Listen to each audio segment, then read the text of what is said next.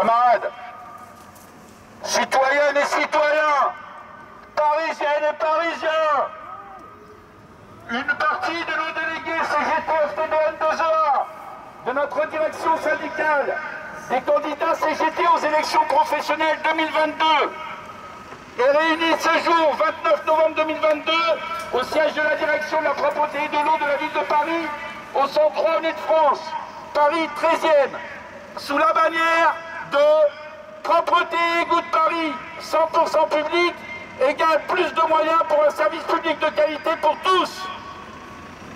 Oui, nos services publics sont mis à mal par une privatisation rampante et de plus en plus imposante.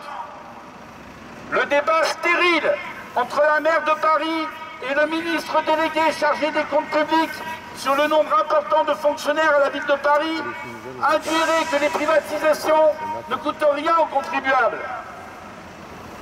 L'une et l'autre évacuent le débat sur la place et le bien fondé du service public dans notre société et le coût plus important des privatisations pour les citoyens qui, au quotidien, sans service public, ne pourraient vivre dignement.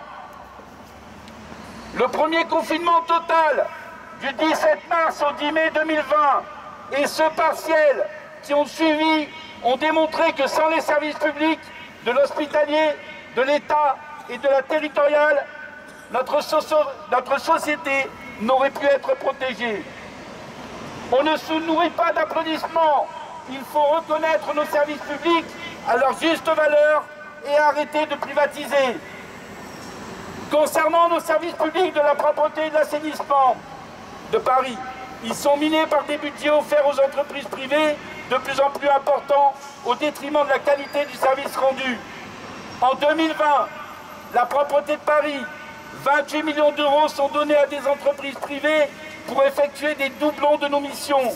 À cela s'est ajouté en 2022 12 millions d'euros, soit 40 millions d'euros offerts aux entreprises privées pour remplir des missions que le service public effectue déjà. 85 millions d'euros sont à ajouter pour différentes collectes de déchets, soit au total, plus de 125 millions d'euros sont distribués à différentes entreprises privées multinationales qui pratiquent le dumping social et dont une partie de l'argent du contribuable est distribuée aux actionnaires et ne profite en rien aux services rendus aux usagers. 125 millions d'euros, c'est un quart, 25% du budget de la DPE.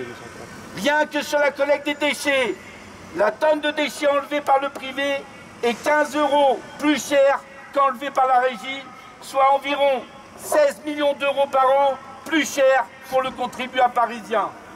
Et ce plus ne va pas dans la poche des travailleurs du privé. Non, il va dans la poche des actionnaires. En ce qui concerne l'assainissement de Paris, alors que l'atelier Villette est outillé pour fabriquer et réparer des éléments indispensables aux activités des égoutiers, alors que la maintenance des écluses n'est plus réalisée, remettant en cause l'activité vitale du curage. Le parc de bateaux de curage est désastreux. De grands collecteurs ne sont plus curés. Les wagons permettant le curage des petits collecteurs ne sont plus disponibles car occupés par des squatteurs. L'entretien du réseau d'égouts est dans un état désastreux. Il est livré aux entreprises privées qui se gavent et la facture s'alourdit d'année en année. Là aussi, ce sont des millions d'euros des contribuables qui sont dépensés alors que le service public a les moyens matériels de faire et les personnels qualifiés pour faire. Que l'on soit de la filière ouvrière, ou technique, ou administrative, si privatisation il y a, nous serons tous dans le même bateau. Concernant les effectifs, que ce soit à la propreté ou à l'assainissement, personne n'est capable d'évaluer combien il faut d'agents pour les besoins réels des usagers. Deux exemples. Alors que les méthodes de travail à l'assainissement ne se sont pas modernisées, en 1975, 2200 km d'égouts, 978 égoutiers. En 2022, 2200 km d'égouts, 190 égoutiers. Deuxième exemple, À la propreté de Paris, le dernier recensement des besoins réels des usagers a eu lieu en 1990, il y a 32 ans. Paris a changé, élargissement des trottoirs, surface des places de plus en plus importante, pistes cyclables, plantation d'arbres, collecte sélective, biodéchets, équipe d'urgence. L'effectif n'a quasiment pas bougé depuis 32 ans. Sans compter qu'entre les effectifs budgétés, donc payés par le contribuable, et les effectifs réels sur le terrain, c'est à la DPE environ 400 agents qu'il manque. Mais le contribuable paye. La CGT FTDN-2EA revendique pour ces deux services publics un inventaire des moyens humains et matériels existants de nos services publics et des besoins réels des usagers.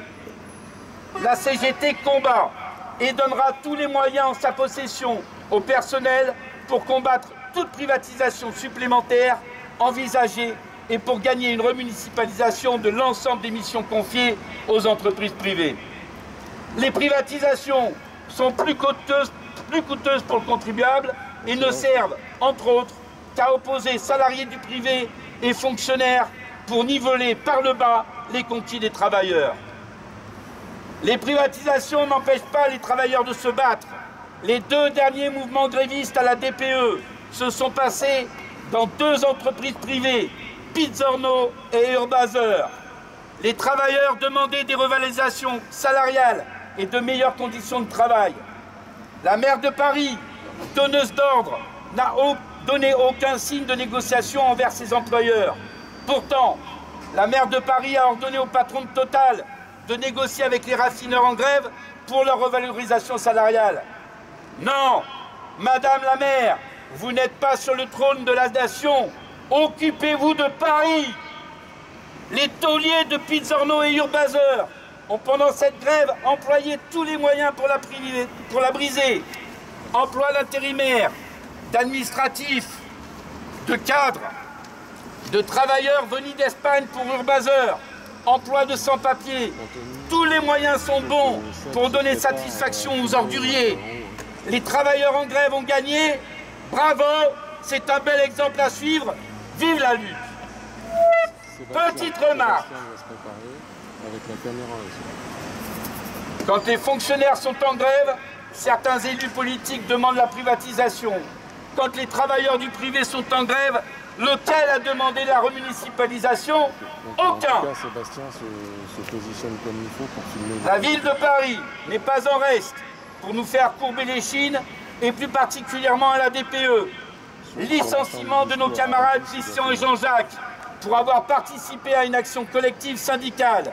Remise en cause du droit de grève, non-respect du délai de négociation, remise en cause du droit à la formation syndicale et plus particulièrement des syndiqués CGT, contournement des instances représentatives et des organisations syndicales, plainte contre un syndicaliste pour diffamation avec demande de dédommagement exorbitant, mensonge auprès des agents sur la réalité de leur temps de travail.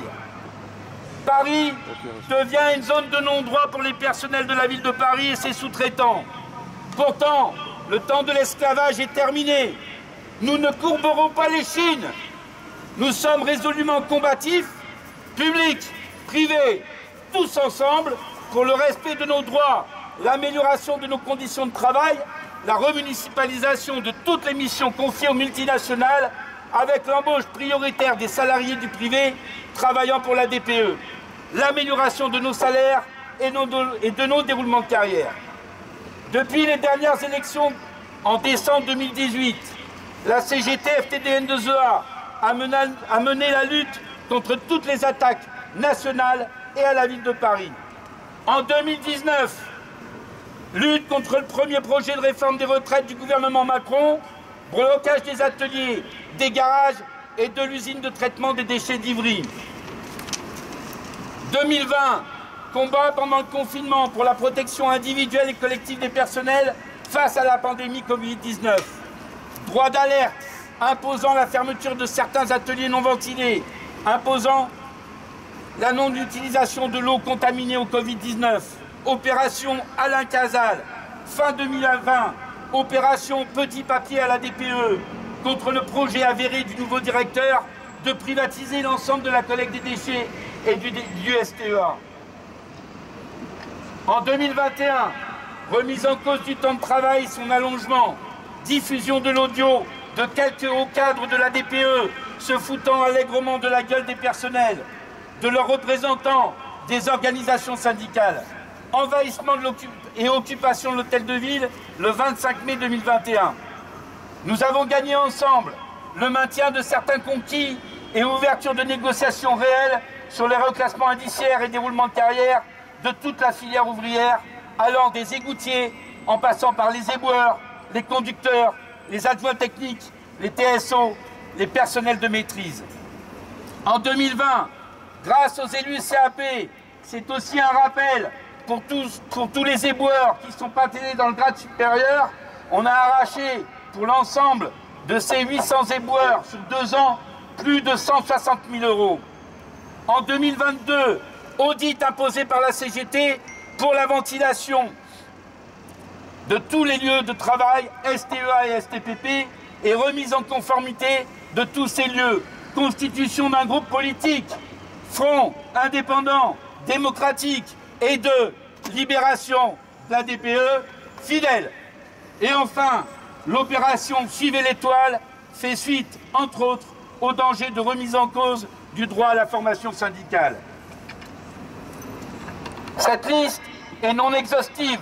Ensemble avec les élus CGT, dans les instances, avec le poids des syndiqués CGT, nous avons combattu toutes les attaques et avons gagné des reculs de l'administration, la conservation de conquis, l'ouverture de négociations. La maire de Paris nous a volé des congés. Elle tente maintenant de nous voler nos élections professionnelles. Oui, ces élections sont celles des personnels.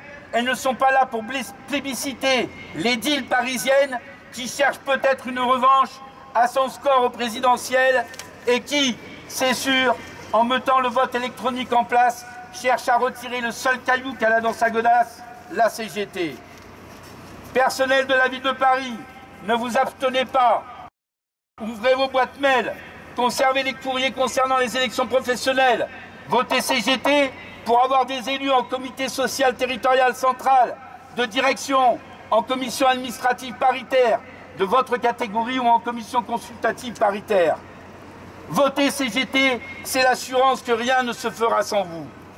Nous terminerons cette opération en saluant notre camarade Pambis Tiritsis, secrétaire général de la Fédération syndicale mondiale, présent ce jour à Montreuil. Vive la lutte, vive la CGT, vive la FSM, continuons le combat!